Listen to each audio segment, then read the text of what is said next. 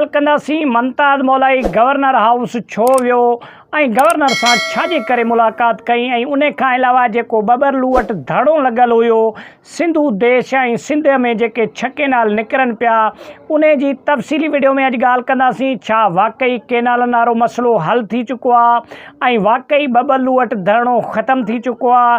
छा इहे केनाल वरी ठहंदा या मुकमल इन्हनि जो मसइलो हल थी वियो आहे दोस्तो? ऐं उन खां अलावा सियासी ऐं समाजी ऐं सिंध जा जेके फ़नकार वॾा वॾा हुया उन्हनि बि इन्हनि धरणनि में अची शिरकत कई ऐं हुननि पंहिंजे तक़रीरनि में छा छा जेको आहे सो ॻाल्हियूं चयूं उहे बि हिन वीडियो में तव्हांखे ॿुधाईंदासीं। दोस्तो, पाणीअ जो मसइलो सिंध में जेके बि माण्हू रहनि था, चाहे आर्टिस्ट हुजनि, चाहे सियासतदान हुजनि, चाहे हिकु ग़रीब माण्हू हुजे, जे अगरि इहे केनाल निकिता त हर माण्हू मुतासिर थींदो इन पाणीअ लाइ ऐं हर जेको आहे सो सिंध में रहण वारो माण्हू इन मसइलो आहे इन पाणीअ जो।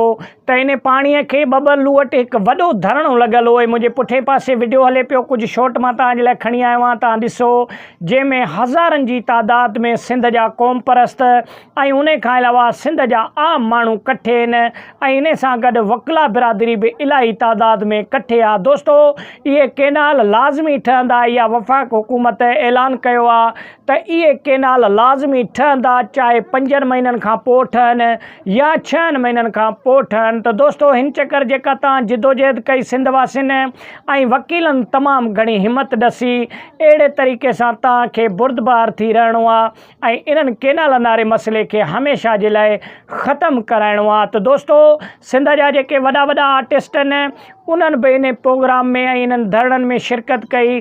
जीअं तव्हां ईअं सम्झो असद कुरैशी उर्फ़ सदोरो थियो या ॿिया जेके फ़नकार थिया, मनान अब्बासी थियो, मामो लालू थियो या सिंध जा ॿिया फ़नकार थिया, उन्हनि तमामु घणो इन जेको आहे सो धरणे में शिरकत करे ऐं उन्हनि वफ़ाक़ी गवर्नमेंट खे तमामु घणो तनक़ीद जो निशानो बणायो।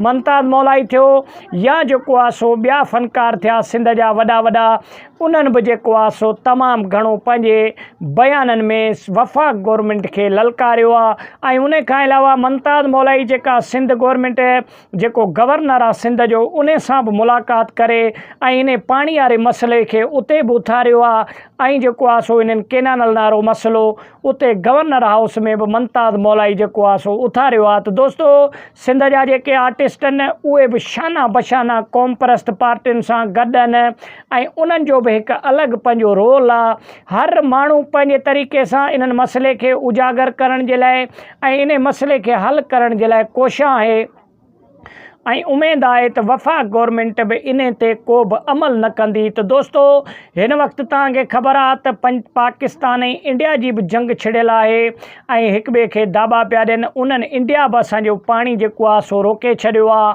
सिंध त